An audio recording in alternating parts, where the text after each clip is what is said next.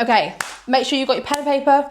Make sure that you're ready to learn. You sat down with your cup of tea, with your coffee, ready to learn, no distractions. We're getting straight into it. So today we're going to go through the subconscious mind, and I'm going to teach you exactly what is going on in here, because it actually baffles me how many people don't understand why they behave in a certain way, why they self-sabotage, why they believe what they believe, why they still attract the same opportunities, the same partners, the same problems over and over and over again. I'm going to teach you everything you need to know today about subconscious mind.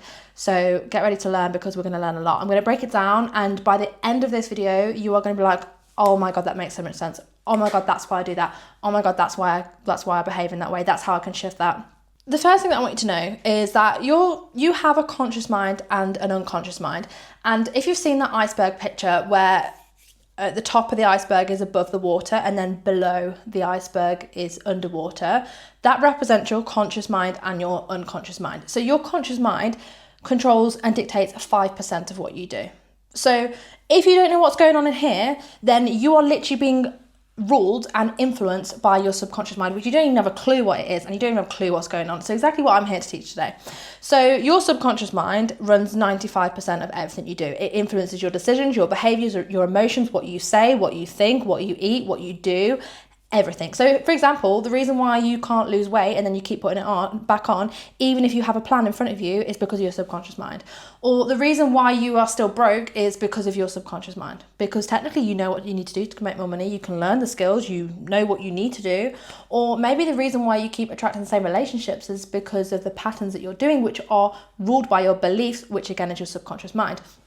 Or maybe the reason why you're stuck at a certain level in your business or in your career, or the reason why you can't speak up in a meeting is not because you don't know what to say or you don't know what to do. It's because you're ruled by your subconscious mind. Everything is ruled by your subconscious mind. And when you learn this and you understand this, it is when you are able to make a change, and it's when you'll see a dramatic improvement in your life and in everything going on. So I'm really excited to teach all this today. So make sure that you're taking notes, okay? So what I want you to realise is that every time that you get triggered or you behave in a certain way or you perform a certain habit, like you pick your phone up and you scroll in the morning, you didn't even think about doing that. That's your subconscious mind driving you to do it because it wants you to gain comfort, because it wants to keep you in bed, for example, okay? So everything that you do and why you think the way you think and you feel the way you feel and you behave the way you do is not often coming from you and what you want and the success that you want. It's coming from all of these different parts of you. So the best way I can describe the subconscious mind to you is I want you to think of you as a whole person. So I'm Katie, my name is Katie. And you want to think of you are made up of all of these different parts of you. So I like to, and if I can edit very well, I'll put them on the screen. But I like to think of it as like, I'm Katie, and then I have all of these different parts of me. So I might have an imposter part, a fear of failure part, a victim part of me, a fear of responsibility part of me, an overwhelm part, the high achiever part of me, the lover part of me. We all have, like, I don't like to call them positive and negative because I don't think anything's negative. It's helpful and unhelpful, okay? So we have all of these different parts of us, and throughout your day, these different parts will come in and they will take over. So if you feel overwhelmed, for example, that is not you. That is this overwhelmed part of you that's been triggered by something, has come in and it's taken over. Or let's just say things are feeling a bit hard at the moment and you're feeling a bit sorry for yourself and you're a bit like, oh, nothing's really working, this is really hard. That is not you. You know, you weren't born like that. You don't operate in that 100% of the time. That is a victim part of you. And I like to think that that victim part's coming in and it's taken over. Or let's just say that you have a big people-pleasing part of you. And every time that you want to do something for yourself or you want to put yourself first, this people-pleasing part comes in and is like, nope, let's go and please them. And it's like you try to put yourself first, but you just can't do it. You as much as you try and tell yourself, I'm not going to be people-pleaser anymore, I'm not going to be a people-pleaser anymore, you just can't help but do it. Because this part is such a big part of you. Now, I want you to notice how I'm saying it's a part of you and not who you are. This is so important. So many people are like, I'm such a people pleaser. No, you're not. You do people pleasing behaviors because you have a people pleasing part of you. So separating it as something outside of yourself is very helpful and the first step to change, okay? So, or let's just say that you get anxious quite a lot and you do behaviours of someone who feels anxiety. Yeah? You aren't an anxious person. You just experience anxiety and display behaviours of anxiety because there is a part of you that is worried about something, okay, in the future. Okay, so I want you to firstly think of all the different parts of you. You are you. I'm Katie. I'm confident. I have clarity of thought. I am clear in my decisions when I am in self, when I am in Katie mode. Now, if I'm not in Katie mode, that means that another part has taken over. So maybe I might feel overwhelmed, or maybe I might feel worried about something, or maybe I might feel guilty, right? When you're resting, a guilt part comes in. It's like, hold a minute, we can't rest, you need to work harder. Okay, so now you understand that you have like a profile of little characters, like call them like the 7 dwarfs, whatever you want to call them, like your little parts. Okay, that is the first step. You are not, there's nothing wrong with you. You're not overwhelmed. You aren't anxious. You aren't sad. I'm not like, hi sad, how are you today? You experience sadness because maybe there's a part of you that believes you don't deserve to be happy, for example. Okay, so now you've got that. What I want you to realize is that every single one of these parts has become part of you somewhere in your childhood. So as you're growing up and you experience things, you experience something and maybe you take on a belief. So for example, let's just say when you were younger, you saw mom and dad arguing, and as a child, you don't go, oh, mom and dad are arguing, they must have had a really bad day at work. As a child, we have to make something mean something. We have to give something meaning, like an argument. We have to give it meaning to understand it, okay, to make sense of it, because we don't have any understanding when we're children, right? You just take everything on. And as a child, what you tend to do is you make everything mean something about you. That is just what we do, okay? The brain has a very negativity bias and we make it mean something about it. So let's just say that you're 7 years old and you watch mom and dad argue. You don't have the understanding or the knowledge or the information yet that mum and dad are arguing because they've had a bad day at work. You might subconsciously make a decision that, hold on a minute, it's my fault. Because I'm here, they're arguing. That must mean I'm not good enough. So you make their argument, you make that experience, you make what you've seen about you. Yeah? Or let's just say that you get picked last at netball in school, right? You get picked last and you then decide and give it meaning, because we have to give things meaning. This is so important to understand. You then decide that I got picked last in netball because, and you'll make it mean something about you. You won't go, I got picked last in netball because actually I'm not that good and I don't really care because I'm not that passionate about it. You'll go, I got picked last in netball because they don't like me as much as they like everyone else. And if they liked me, they would have chosen me first. That is the ego. That is to protect your sense of self. It's you take things on about you. So anyway, you've taken on this belief now that I'm not liked, for example. Now, this belief might turn into a people-pleasing part of you, because now you have a belief that I'm not liked. So every time you go and try and put yourself first, this part will be like, hold on a minute, we're not liked. Let's go and please them so that they like us. Because we're not liked. If I don't please them, I am not liked. Because when I was 12 years old at netball, I decided that I wasn't liked because I got picked last. Okay? So that part then becomes part of you. Or let's just say that I'm not good enough belief. When you saw mum and dad arguing, you decided that it was your fault and you're not good enough.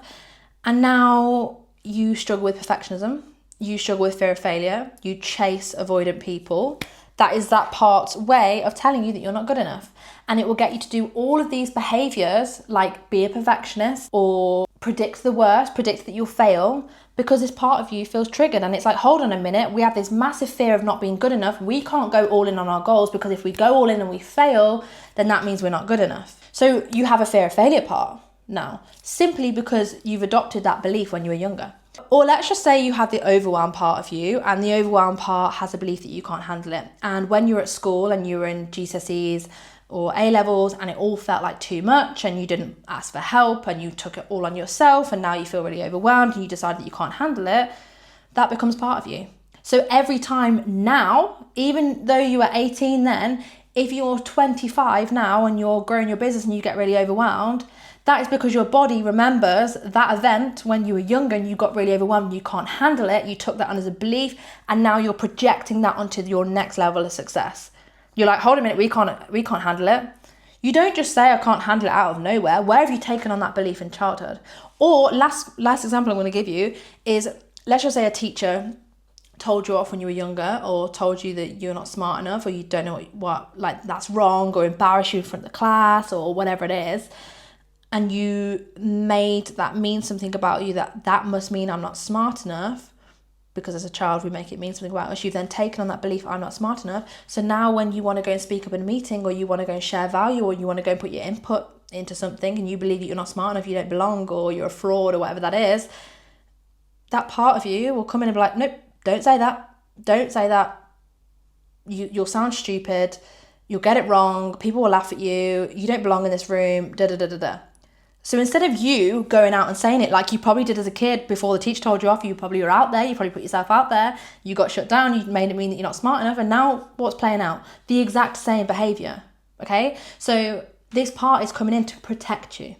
So when you realise that all of these parts they each have their own belief that they've taken on from an event in childhood, and now they're coming in to protect you from the same happening. Now, you and I know that the same won't happen. Well, it could happen. You could get told that you're not smart enough. You probably won't, but you might, right? But that part of you doesn't know that, because that part of you is 7 years old, or that part of you is 12 years old, or that part of you it's merely just a memory, a representation of an event that you gave meaning when you were younger. And you made it mean something about you because you didn't know any better. Now, obviously, looking back as an adult, if we look back to when you were a child and you got told off for not getting something wrong, well, you don't have to be good at maths to be smart. You could be smart at something else. You could be really creative and you could be smart in that way, right?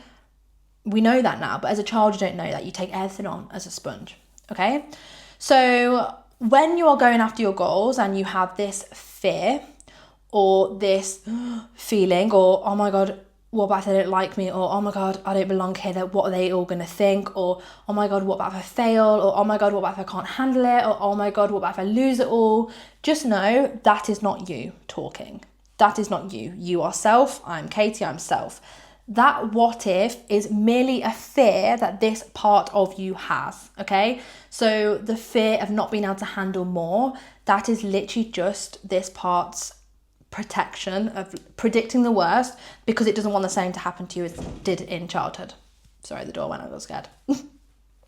So what will happen is that fear will come in and the fear will take over. So the fear part will take over. So let's just say fear of failure, for example. The fear of failure part will take over and it'll be running the show. So everything's going well and then something goes wrong and then you're like, oh, I can't do it. What's the point? I'm going to fail. It's not going to work. That's the fear part talking because it's been triggered. Now, your brain will accept that as a truth. Doesn't mean it's true. Doesn't mean you're going to fail. It doesn't mean that you won't be good enough. You are good enough. You know that. But this fear part has accepted that as a truth. So now, when you want to go and do things, this fear part will start to look for evidence. Oh, look, they're doing better than me. Oh, I haven't planned this enough. I need to plan that some more. Oh, that's not perfect yet. I need to do that some more. Oh, no one engaged in that last post. That means that's not doing very well. Or this hasn't gone well in a while, and it will start looking for all of this evidence, and that is your reticular activator system. And what it does is it looks for evidence for all the things to support this part's beliefs, that it won't work, that you're not good enough, that you'll fail. And it will come up with all the reasons why you failed before. It will come up with all the reasons why you're not good enough. It will come up with all the reasons why it won't work, and it will convince you that is a truth, and that is all your mind will focus on, because that is what you believe. So you'll miss out all of the opportunities that are there in front of you. You won't see them because you merely will only look for what you believe. You'll find what you're looking for, basically. You won't look at all the times that things have gone well for you. You won't reflect on what's gone well. You won't reflect why you could do it. You won't reflect on who's watching you, who's engaged, who's interested. You'll only look for the people who aren't interested, for the reasons why it won't work, for the people who aren't watching, or okay? Basically what your mind does is it starts deleting all the opportunities that don't align with your beliefs. So you will only see what you believe, and it's really hard to wrap your head around, but what I want you to know is your mind processes 1 million bits of information per second. 1 million bits of information. So if you believe that you're not good enough, you will only see that in the space, in your reality. That's all you'll experience, because all you'll be thinking about is people aren't interested in me, or people don't think I'm good enough, or what I'm wearing isn't enough, or what I'm saying isn't good enough, or that won't work, or that hasn't worked. That's all you'll be seeing and experiencing, okay? And then you start to behave in that way, like you aren't good enough. And that's what happens. Now, when you're in a frame of mind where you believe that you are good enough, for example, what do you see? You're like, I can do it, I can do anything, I know I'm good enough, I know this is going to work, you're elated. What are you going to start seeing? You're going to start seeing opportunities. You're going to start seeing things that are going well. You're going to start seeing reasons why it could work. You're like, actually, this is working, and you start seeing things differently just merely by that mindset shift, okay? So you see what you believe. If I said to you, think of a red car, and you go outside and you look for red cars, all you see is red cars, and I go, okay, did you see the white van that drove past? You say no, because you weren't looking for it. Yeah? Because you only look for what you believe. And it's so true. And it's the same with people pleasing. Like people pleasing, they'll say, oh, I do everything for everyone, no one does anything for me. Yeah, because you people please everyone, you expect them, you project your map of the world onto them, you expect them to do the same to you, but they haven't got the same belief as you. Maybe they don't have people pleasing tendencies, but that's all you focus on. And maybe you don't focus on the things that they do for you in other senses. Maybe they've just bought the shopping for you, maybe they've just opened the door for you, but you don't see that because you only see the things that they don't do, because that is your belief. No one does things for me, I do everything for everyone else, for example. Okay? So the more you focus on it, the more evidence you'll see around you. And that is why it's so important to change the meaning of the problem. A client's left, okay, doesn't mean that I'm not good enough. What does it mean? What could it mean instead? What are the 10,000 other possibilities that one event or opportunity could mean? Not opportunity, event could mean. So for example, a client's left, you decide that it means something about you that you're not good enough. Okay, cool, that's your opinion, that's your belief, that's the truth that you've now accepted, and you're now gonna go and act in accordance with that belief. Okay, what other thing could it mean? Oh, they've left because they're struggling financially, or they've left because actually they weren't putting the work in, or they've left because I don't even know what's going on in their home life. I don't know why they've left. Can you read their mind? Maybe you could ask them. But if you're convinced that it's you, that you're not good enough, you will be convinced no matter what they say. No matter if they say, oh, it was a great program, but I've just decided to leave because of finances. You'll be like, no, they've left because of me, because I'm not good enough. So every single thing around you, even if it has 10,000 other possibilities of the meaning that it could have, you'll make it mean something about you, because the ego is selfish and it makes it mean something about us when it doesn't mean anything about you in that way, okay? It could mean your service is shit if your service is shit, but it probably isn't, I take it, okay? So another thing to notice is that, in fact, I'll go through this in a different video, but what I wanted to say as well is these parts of us, so let's just say that you have a big high achieving part of you, but then you have a big overwhelm part of you. They can often be in conflict, which keeps you stuck. So for example, the high achieving part of you wants to grow, but the overwhelmed part of you is like, no, we're going to be more overwhelmed, we can't handle it, we can't handle more, it's too much.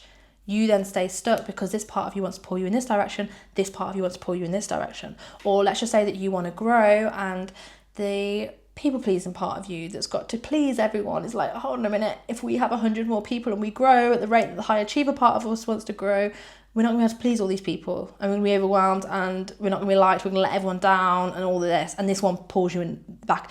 And it's really important to know when you have a fear or you have a thought about something, is this coming from me or is this coming from a part that's trying to hold me back? Because that part is only trying to keep you safe. And most people live their life under the line of safety because these parts are controlling them. Now, if you look at these parts and we actually look at them, they are good. They are good. They're very unhelpful, especially when you're a high achiever and you've got all these big goals and you want to achieve this and you want to put yourself first and work on your goals and put your boundaries in place, whatever that is. But these parts are doing their very, very best, their very best job to keep you safe, to protect you from whatever they believe will happen. So, for example, again, the people-pleasing part believes that you're not liked. So it's like, hold on a minute, we've got to please them because if we don't please them, you're going to be rejected. And it's literally talking to you. It's like, don't do that, like please them. And it will get you to feel guilty, like if you don't, because it's like you won't be liked. So from an evolutionary standpoint, it is doing its job to keep you liked, so you're accepted. And obviously from an evolutionary standpoint, that is very useful. but it's not helpful to your goal. So it's really important to understand what role are they playing for you. Like, what is, if each of these parts of you that come in could have a positive intention, what's the positive intention? Every single behaviour has a positive intention. Arguing with someone has a positive intention. Trying to prove that you're right has a positive intention. Smoking a cigarette has a positive intention. Everything has a positive intention. So actually looking at the behaviour and understanding that this part is trying to protect you is actually the first step to just giving yourself a little bit of compassion of like, okay, this part fears failure because it's trying to protect me from failing, because if we fail, it would confirm this belief that we're not good enough. Okay, makes sense. We know that's not true, right? But it makes sense, right? So it's really important to understand that all these parts are just trying to protect you. They're trying to keep you safe. They're trying to keep you in certainty. They're trying to give you comfort, validation, security, whatever they're trying to give you. It'll be different for everyone. So if we look at the behaviours that you do at the moment, and this is really important to understand, is all of your automatic behaviours like, I don't know, scrolling, procrastinating, comparing, putting yourself down, like going in on yourself, that is a behaviour, spiralling, like lying in bed, I don't know, whatever. All of these behaviours, this is the key. Learn this. Don't ever call yourself a name, a label. So I am lazy because I'm scrolling and I'm lying in bed and I'm doing this, The minute you label yourself as I am lazy is very damaging. So I want you to change the terminology from I am lazy to I do lazy things, because this part is coming in and it's trying to protect me from something. And the minute you can see that it's not actually who you are, it's just a part of you that's driving you to scroll, that's driving you to procrastinate because it's trying to protect you from failure, or it's trying to protect you from more success, or it's trying to protect you from losing it all, or it's trying to protect you from being rejected, or whatever that is. You're not performing these behaviours. If it was up to you, I know you wouldn't be scrolling, I know you wouldn't be procrastinating, but these parts of you, these emotions are coming in and controlling you and getting you to behave in a certain way, because they know that when you scroll and you procrastinate and you self-sabotage and you eat like crap and you don't work out and you don't get up in the morning, that you're going to feel rubbish, that you're not going to do it, and then therefore they're protecting you from whatever their fear is, okay? So just know that these behaviours are meeting needs. Whether they're helpful or unhelpful, if you scroll, it is meeting a need of certainty, because it means that you're not going to go in and fail, and it's keeping you certain in the moment, whereas going for it and potentially failing is uncertain.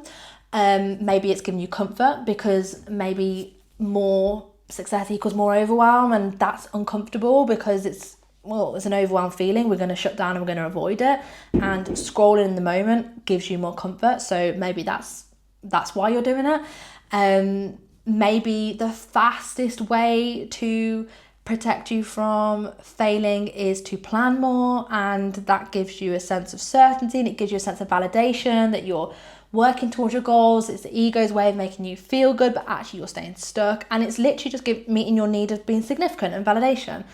Now, these strategies, these behaviours, these short-term behaviours that we call self-sabotaging behaviours, obviously work in the moment because they meet those needs of significance.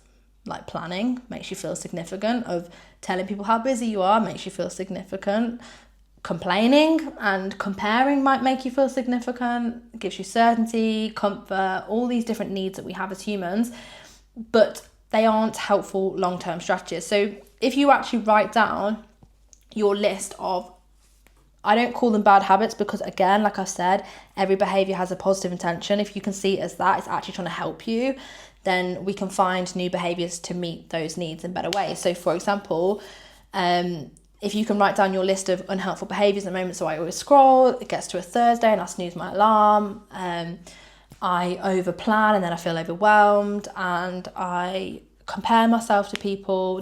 Write down all the behaviours that you don't want to do, and then if you were to give all of those behaviours a positive intention, so if all of those behaviours were helping you in some way, what could they be helping you with? Just explore it. Like, what could they be helping you with? So for example, if scrolling in the morning is so unhelpful but you can't stop doing it, what might it be helping you with? Giving you comfort? Okay, write that down. It's giving you comfort. What might planning, over planning, does it give you security, safety, Like, write down what, if this behavior was to be something really positive for me, what would it be doing? Or let's just say that you're really tired and then you start snoozing your alarm. Okay, we know it's not helpful, but what need is that meeting? If your inner child, your younger self, had been on it, and then she started lying in bed, snoozing her alarm, exhausted, what need might that be meeting? Comfort? Re-energizing her, giving her safety? Like, what, from burnout? Like, what is that need? What need is that meeting? And then what you want to do is, when you understand what it's meeting and you find that need, you want to now find new behaviors. I'm going to do a whole video on habits for this. You'll learn so much, but you want to find out, right, how can we meet these needs in more helpful ways? So for example, people will write a really long to-do list and they know they won't get it done, but they write it because it gives them an ego boost. They feel successful, they feel productive. Now, you feeling productive is not the same as you being productive. So if that is meeting the need of validation, significance, productivity, I feel successful, which is just meeting your significance need, then what else, and that makes you feel overwhelmed and all the negative feelings that you feel, what else could you do instead that would meet that need of significance and validation? Oh, Katie, I could write a really realistic to-do list and then I could tick it all off. And then when I've ticked it all off, I could then go and put it on my story, or I could go and tell my partner, or I could go and, I don't know, sit and chill, and because I've ticked it all off, I can validate myself. I can gain a feeling of significance because I feel I've actually been successful and I've been productive today. Okay, now you've got both needs being met, but one behavior keeps you stuck and one behavior moves you forward. Or let's just take the scrolling, comfort, right? Or wearing, like, not getting ready in the morning, wearing like clothes that make you feel comfort, whatever, What about if you got everything done and then you spent 10 minutes in the evening reading and you gained comfort that way after you've done the hard thing? Or you go to the gym, you do the hard thing, and then you gain comfort in the long term because you look better and you feel more comfortable. So you're avoiding doing the hard thing and gaining comfort in the moment, like scrolling, but actually doing the hard thing would give you more comfort in the long run because you would feel more comfortable with your environment, with your scenario, with your success, with your body, with your energy. So all of these behaviors meet needs in the short term, but you can gain those needs in the long term by doing more helpful behaviors. Does that make sense? The last thing that I want to discuss is it's really important for you to understand when you are in self versus when you're in these parts. So for example, like if you start complaining about something or moaning about something, you're in a part. That's ego. It's trying to tell you, it's trying to stop you from doing something. It's trying to make you feel better about yourself. If I complain about something, then I can feel better about it, and da, da, da, da. So you can start calling yourself out and be like, oh, this is overwhelm part of me. This is imposter part. This isn't me. So like you want to talk about something successful, you want to go and speak at an event and you want to put yourself in that room and, you know, perform to your best of ability. But that part of you is like, don't say that, you're a fraud. You don't deserve this. Da, da, da, da. Just simply noticing that that part is coming in. That's a part of you. Be like, okay, thank you, imposter part. I always give them names. Thank you, imposter part. But I, as Katie, I'm going to do this. I'm going to do this very well. Because I know that you're probably 12 years old. You don't even, like, you're 12 years old. Thank you for trying to protect me from, you know, not feeling like I deserve it and trying to protect me from being seen as a fraud. But I've worked for this and I know I deserve this. And I know that I have the skills and the ability to help these people. Okay, so understanding when you're in self versus when you are in a part, an emotion, a fear, unhelpful behaviour, whatever, parts of you.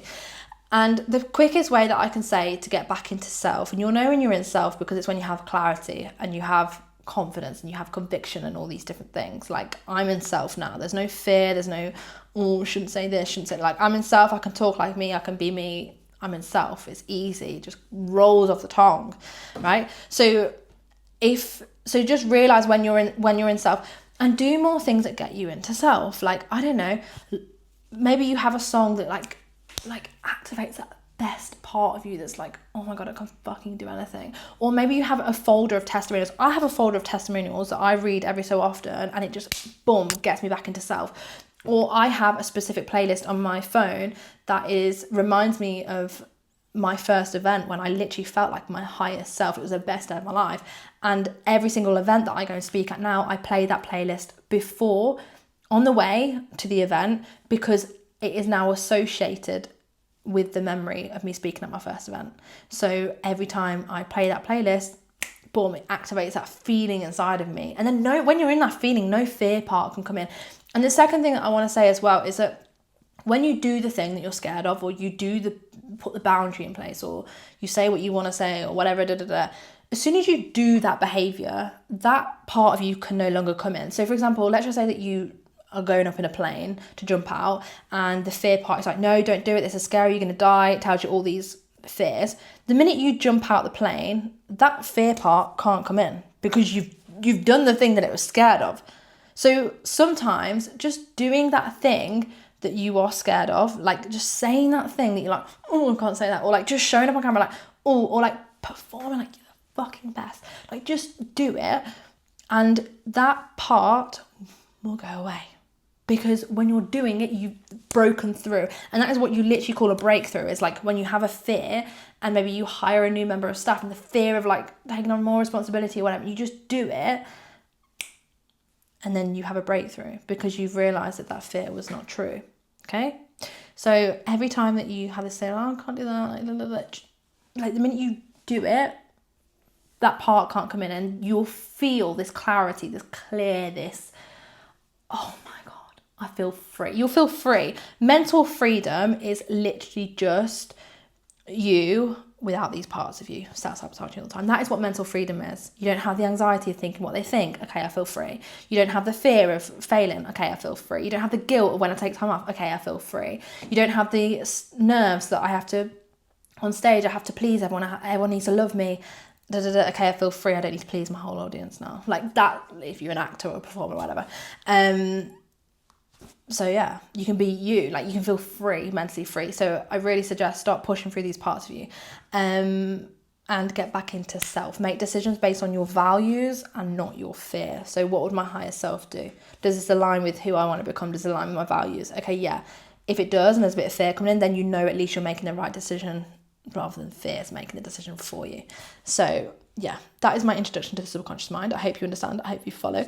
And I will see you in the next video. We've got some sick videos coming up. So we're going to be doing one on habits, not just a standard, right, this habit. I'm going to give you subconscious techniques to actually rewire habits into you and actually make it easy for you to sustain habits. We're going to do internal conflicts, identity work, identity crisis, feminine versus masculine, pressure, fear of failure versus fear of success. So if you are interested in learning about all this stuff and having breakthroughs and whatever, then you know what to do. I'm not going to tell you what to do, but I'll see you in the next video.